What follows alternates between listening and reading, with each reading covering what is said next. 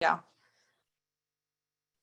All right, guys, welcome to the Tuesday call with Maria and Caitlin, habit, skills, and attitude. Today I'm going to talk about approaching. So if you ever find yourself having a day where you feel like you had 20 approaches and like 2 demos, then this is for you. The approach is probably the first important part. There's a lot of important parts of the cycle of selling, but this is the first one because without the approach, you don't really get anywhere else. I'm just going to ask one really important question, guys. What is the point of the approach? And I'd like somebody besides Caitlin to answer that. Just sit down. Absolutely, Daniel. Thank you. So the point of the approach is to get a sit down, to get them to commit to listening to you for a little bit, whether it's 2 minutes or you get through a full demo. It's them kind of understanding we're doing this. The point of the approach is not to sell them while on your feet, because that usually doesn't work. So I'm going to quickly go over a couple of things not to do and then what to do instead. And then a couple of things about why we say what we do using the approaches in the handbook. So what not to do first and foremost, don't spill all the beans. Don't walk up there and be like, hey, I'm Maria with Global Life Family Heritage. We do supplemental insurance that gives you your money back if you don't use it. That's like, wait, what? Who are you? Like they're not going to be interested in what you do until there's been a need built. So really, we're just trying to get them to like you enough to sit down with you and be like, hey, I'm showing this to everybody. And then you might be able to build the need and make them think they need this. Another thing not to do is to give up before trying all 3 approaches. So we have our first approach that sometimes works. Hopefully it usually works. And then if you get any kinds of objections, which we'll go over in a minute, then there's the second approach for that. And then if they're still giving you trouble or they're really busy, that's when you use the third approach. So we'll go over exactly how to say those as well. Another thing to not do is to let objections throw you off your path. Just think about it, guys. If you were just in a business doing the same thing every day, whatever it is, and then somebody unexpected walks in saying something a little different than like what a normal customer would say, you might be like, wait, I'm kind of confused. It doesn't mean they're mean. It doesn't mean they hate you. It just means they're confused and you need to just give them some more information. Whatever they say, you can pretty much smile and say, that's exactly fair. If they're like, oh, I don't do that stuff here or whatever, or we've got Aflac or nobody's interested, be like, that's exactly why I'm here. And then they're gonna be like, wait, what? And then just kind of lets them know you're supposed to be here. Another thing to not do, asking permission. Don't say, can we sit down? Say, do you have a place we can sit down? And gesture and say it authoritatively. And trust me, they'll let you know if they don't want to sit down. So you don't have to give them an easy way out. Another thing to not do, which I'm guilty of, and I think everybody is probably guilty of, is just making up stories about who's behind that door. You look at it, it's like, oh, it's a bank. I bet they're mean in there. Or it's a medical place. I bet they're a certain way. It's like, no, they're all people, guys. Everybody can get cancer. Anybody who's at a business and doesn't live there probably has to drive home. They could get in a car accident. People can be grumpy everywhere. People can be nice everywhere. It's not necessarily based on which type of business that they work at. So don't cherry pick. Just walk into every place, use your approaches word for word. And I mean, you're going to win some, you're going to lose some. It doesn't necessarily matter what type of business it is. And the last thing to not do is to leave without getting at least something from the interaction. So maybe you don't get a sit down, maybe you don't get a sale, but you could probably get the name of somebody at the next business. So a really cool thing that I recommend you all do is before you go out for the day, write a list, just handwrite a list of like 25 places you want to go today. And maybe you don't get to all of them, but you can at least show the list, be like, hey, no problem, totally not for you. You can help me out in a different way. I'm going next door to the Dollar General. Who do you know who works over there? Who would I ask for over there? Just so I'm not rude. Getting the manager's name, maybe setting an appointment with that person. Be like, listen, I'm really so busy right now. You can be like, no problem. I'm gonna be back in the area on Wednesday. Would you prefer morning or afternoon? Just get something out of it. Or worst case scenario, guys, just make them smile. If they really don't want to talk to you and it's not a fit for them, just leaving them better than you found them. And you're going to end up feeling good about yourself for that. And that's going to carry forward. So the approaches I'm going to be talking about today, we do have a couple versions of these. There's a legacy, like the printout that Nicole sends everybody. That is a little bit different than the Sales Academy one. So the one I'm going to be talking about the Sales Academy. So if you guys can see this, it's the sales system fundamentals. I downloaded this in Sales Academy and I do not remember where it came from. So if anybody who has gone to Sales Academy more recently than me remembers where to get this, feel free to shout that out. And I know it's also in the Legacy Success Manual, which you can download from the Protect One Family website. If you haven't done that yet, do it. So this is found, the stuff I'm going to talk about is found on pages 57 to 59 of the Success System Fundamentals. And so guys, I'm just going to go over quickly the first approach and briefly why we say what we say in it. So the first approach would be, ideally I would like kind of walk in, maybe build rapport for like a sentence or two, to like say, hey, smile, get the vibe, basically. But then they're like, hey, so who are you? What do you do? And be like, hey, I'm Maria with Globe Life Family Heritage Division, and you are, get their name. Worst thing is when you're talking to someone for 5 minutes and you have no idea what their name is. That's always awkward. And then you're like, I'm the one in charge of talking to all the businesses in the Roanoke area. I was just visiting with this person, this person, and this person. Share the name, share the business. I was just talking with Teresa over at the Dollar General. I was talking to Sarah over there at the mall. I was talking to Casey over at the post office. Just kind of bring it to life a little bit. I thought I'd stop by, give you an idea of what I'm doing for everybody. I apologize. I only have a few minutes. Do you have a place we can sit down? The hand gestures are kind of important. It kind of keeps their eye moving, conveys a sense of urgency. And guys, the reason we say I'm in charge of is to let them know you're supposed to be there. If you're just like, I'm going around talking to all the businesses, it's like, okay. But if you're like, I'm in charge of, like, I have to talk to all the businesses, and it just kind of conveys a little more authority, like you're supposed to be there. Listing who you already saw, that kind of subconsciously lets them know that they're next. Like, this isn't weird. You're not singling them out. You're just talking to everybody and they're next in line. Like, they would be left out if you skipped over them. You're supposed to be talking to them. Letting them know you only have a few minutes, that's huge, you guys, because sometimes people don't want to talk to you because they think it's going to take forever, and nobody wants to deal with that. And this way, you're letting them know that you value their time. Both of your time is important. If they're already sitting down, like if they're like, oh, my branch manager's in there, and they're sitting at their desk, you just sit right down if there's another chair and do your approach from sitting. It makes it a lot less awkward and a lot more assumptive. And that's not pushy. Like if they stand up and they kind of come to the door, that's one thing. But if they're sitting down, that means they're pretty chill. They're like, okay, whatever, just sit down, be chill. And your tone of voice is important. You need to make your voice get lower at the end of the sentence, not go up. So if you're like, do you have a place we can sit down? That's a lot different than, do you have a place we can sit down?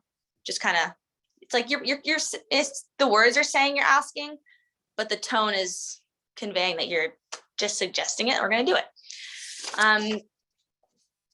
And one thing I cannot emphasize enough, and sometimes even I don't do this right, especially on Mondays. On Mondays, sometimes I'm so rusty, I just feel like I forget half the things I'm supposed to say. But just memorize your approaches well enough so you can avoid awkward pauses. So there's fewer opportunities for the prospect to cut you off. And when you're first learning, it can be hard because there's a lot to memorize and you're just trying to remember what to say. And then if they talk out of turn, it just so throws you off. But it just comes with practice, guys. It just comes with practice. So the second approach is when they're like, wait, who are you? What is this? Is this insurance? Whatever they say, don't answer their question directly, because whoever is asking the questions is in control. Whoever's answering the questions is on the defensive. We don't want to be on the defensive. We want to be in control and just be chill, be calm. So when they say something, just whatever it is, just smile, laugh, step back. Oh, I'm sorry, Mrs. Jones. I guess you hadn't heard about us yet. That's okay. So my name's Maria, and I'm talking to all the business owners about cancer, heart attacks, accidents. In fact, I was just talking to the folks right next door over here and here, and just show them the names. If you have a list written down, show them that, show photos if you have photos.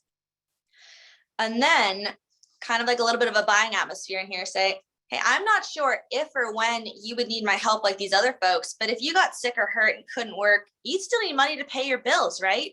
Just emphatically nodding your head to make them agree with you.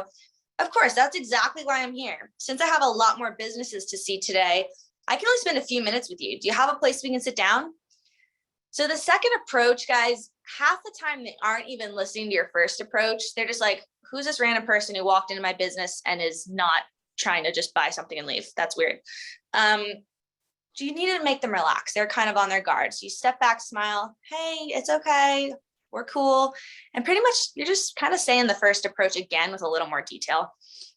And when you say, I don't know if or when you need my help like these other folks, that's kind of like just taking the pressure off. You're like, hey, everyone's talking to me, but I don't know if you're going to need it. What I do, it's just my job to make sure everybody gets to see it. And then saying, if you got sick or hurt, you probably still need money to pay your bills, right? That kind of catches them off guard because they're just like, that's such an obvious question. Obviously, yeah, I would. Then, therefore, it should be pretty obvious that everybody should at least sit down with you for a minute. And then, of course, nodding your head and not talking, just nodding your head. That kind of tells them this is what you should be saying. This is a yes. And then third approach, guys, that's kind of your last ditch effort. When the second approach didn't work, they still don't want to sit down. Maybe they're really busy. They're like, okay, I'm busy. What is this? Give me the 90-second version. You use the third approach to try to either set an appointment or to cross them off your list. That's giving them all the information you can really give them at the door, and then they're either going to sit down with you or not. So just be like, if they're like, listen, lady, I'm busy. I don't have time for this. What do you got? And listen, I understand completely. Let me ask you this. I mean, if you couldn't work for 6 months to a year, how would that impact your family financially? Let them respond. And no matter what they say, whether they're like, it would hurt just like everybody else, or if they're like, I'm totally fine, I'm rich. Be like, well, okay, well, what I'm showing everyone is a program that pays money directly to you and your family to help pay family bills if something bad happens, totally separate from your other insurance. So Jenny, I'll share with you, one of the biggest reasons everyone's been taking a quick look at this is our money back benefit. It's a win-win situation. If you need it, we could pay your family thousands of dollars. And if not, you can get your money back. That's exactly why so many businesses and their employees are excited about what we do. And then just open your iPad, just open it up. They wanted the quick version, just open it up, and they'll stop you at any point if they really, really don't want to talk to you. So don't just keep going until they stop you. It's just about being confident, guys. And I know that's easier said than done, but it just takes practice, okay? So open up your iPad and say, when considering ways to protect yourself and your family, which of these will concern you the most? Cancer, heart attack, or accidents? And then just kind of go into your presentation, and then either they're going to be like, listen, this is cool, come back later, or they'll know that it's not for them. And then you can cross them off. You don't have to worry about circling back around to them. And just lastly, guys, probably the most common objections you hear at this point would be, I have XYZ, I have Aflac, I already have that, whatever it is, or the corporate objection. We all get that a lot, or I'm not the one who makes these decisions, or I'm busy. Those are probably the most common objections you get on the front end. And if you've ever spoken to someone, chit-chatted for like 5 minutes, and then as soon as you open your iPad, they're suddenly busy, it's just an excuse. They didn't suddenly get busy while you were chatting. So if somebody says they have something else right on the front like that, a simple acronym to remember is CLASP, C-L-A-S-P. C stands for current. So if they say that, be like, oh, cool, I'm so glad you have something and you've already protected your family. This will probably make a lot of sense to you. What do you currently have? They might not even have any clue what they currently have. Or they might be like, I've got disability. Whatever, it's just good for you to know. Okay, cool. What do you like about having that? Or what do you like about being able to offer that to your employees? They might say, I like that they have that extra protection, or I like how it pays them directly. Cool. What would you change about it? They'd be like, oh, well, the claims process was annoying, or maybe I've never used it, so I kind of lost my money there. Or maybe they'll say they wouldn't change anything, who knows. Make sure that S stands for signer. Make sure they're the person who can actually make that decision for either the business or for themselves at least. And then P stands for paint the picture. So Mrs. Jones, so if I could show you something that still gave you that peace of mind, that backup plan, that protection you like with your AFLAC, that pays you and the employees directly if something happens, but if you don't use it, you're not wasting that money and you'd actually be getting it all back. Is that something you'd be open-minded to taking a peek at? And usually if they bought AFLAC, they're somewhat open-minded to the concept and they'd be like, oh, this sounds like AFLAC, but better. Sure, I'll take a peek. And if they say no, then they're not that open-minded and that's okay, just move on. For the corporate objection, there's a couple ways to handle this. The easiest one, if you can't really remember the other ones, just that's exactly why I'm here. Smile and nod, be like, so I work with tons of corporate places, maybe whatever place you're at, like an O'Reilly's, be like, I work with lots of O'Reilly's. And I just want to kind of stop in and see what you guys have, let you know what I'm doing for everybody else. See if this is something worth bringing up to corporate or if this is a decision you can make like all the other corporate managers can. And just kind of say, I'm just showing this to you. I'm not trying to change the whole system. I'm just showing this to you, seeing what you already got. And just be like, I'm here to see you. I'm not here to see corporate. I'm not here to see HR. I'm here for you. Sometimes they like that attention. If someone says they're not the decision maker, if the manager's gone or whatever, just be like, awesome. When are they going to be back? If they're going to be back in like 5 minutes, don't do a demo. That might be awkward if they walk in, they're like, what are you doing? But if they're like, they're not here today or whatever, just be like, perfect. So I'm actually here to see the employees. But if your manager has any questions, I'll show you what I'm doing and you can kind of relay that information. And they're just gonna be like, okay, cool. And then you just demo the employee because it's for them anyway. If someone says they're busy, compliment them. Like, wow, I'm so glad your business is thriving during this pandemic. Good for you. I'm so happy that you're making money or whatever. I'm just quickly here to introduce myself, honestly. Give them the quick version and see if it's worth setting an appointment. So the quick version would be just the product front menu page, iceberg page, direct indirect costs, and then maybe the 3 things people like about it. Caitlin, when someone asks you for like the quick version or the 90-second commercial or something, do you have certain slides that you show them? Yeah, I just show them the whole thing. I just make it a little bit faster. If they really, really are in a rush, this is something that's really important. And if you rush through it, there's a good chance that they're not going to get it. So I'll, to save my time and theirs, if they're like, oh, just give me the quick version, they're not interested. So I'm going to do one of 2 things. I'm going to say, okay, I'll give you the quick version. And then I go through the whole thing as I normally would, just a little bit faster, or I'm making an appointment to come back in. I'm never just showing them, hey, this, and that, and that's it, because it's wasting my time in theirs, if that makes sense. Yeah, that makes a lot of sense. So setting appointments when you can, guys, and usually you'll be able to tell if someone refuses to set an appointment with you, they're just not cool. And we don't want to do business with people who aren't cool. So there's that. And that's kind of what I've got for you guys on approaching. I'll be honest with you guys. I've been doing this for like 6 months, which is not that long. And yesterday I went to a referral and I approached him and I could tell he was grumpy because he walked up all frowning. And then I just started saying random stuff. Like, I don't even know what I was saying. It was not the approach. And then he was like, no, I'm good. And then I left and I was like, why didn't that work? And then I thought back to what I said and I was like, I did not use our approach. So it's not a secret sauce, guys. It's just about kind of internalizing that stuff. And I'll be honest, Mondays can be hard. So today's Tuesday, it's going to be better. But Caitlin, what do you have to add to any of that? Oh, I think that's awesome. You did an awesome job with that. The only thing that I would add is when you're, looking for a sit down, instead of, do you have a place we could sit down? I would just point to an area and be like, oh, you have a place we can sit down. You don't really want to give them an option to say no.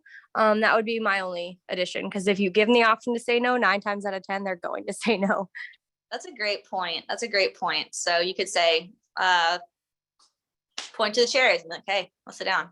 That's awesome. Just being assumptive in a nice way, not being pushy, just remembering, guys, what we do is really important. If they're shuffling papers, they can probably put that aside for 5 minutes. I'm sure it's important, but it's not as important as if their kid was going through cancer. So what we do is important. What you guys do matters, and you guys matter. If you guys are having trouble out there, if you're having trouble with your approaches, you're having kind of a tough time, you guys can give me a call anytime. And get your sales manual, your legacy manual from the Protect One Family website. If you went through Sales Academy recently, you should have the other one that I was showing you guys, but those are really helpful. They explain the what and the how and the why and everything like that. Does anybody have any questions about approaching or about certain situations you've run into? All right, guys, we're gonna wrap it up today. Go out there, have fun today. It's the second to last day before Thanksgiving. Everybody should be just chill. Everybody's ready to go on vacation. So it's gonna be a good time, you guys. So go out there, have an awesome day. It was great to see you all. Bye.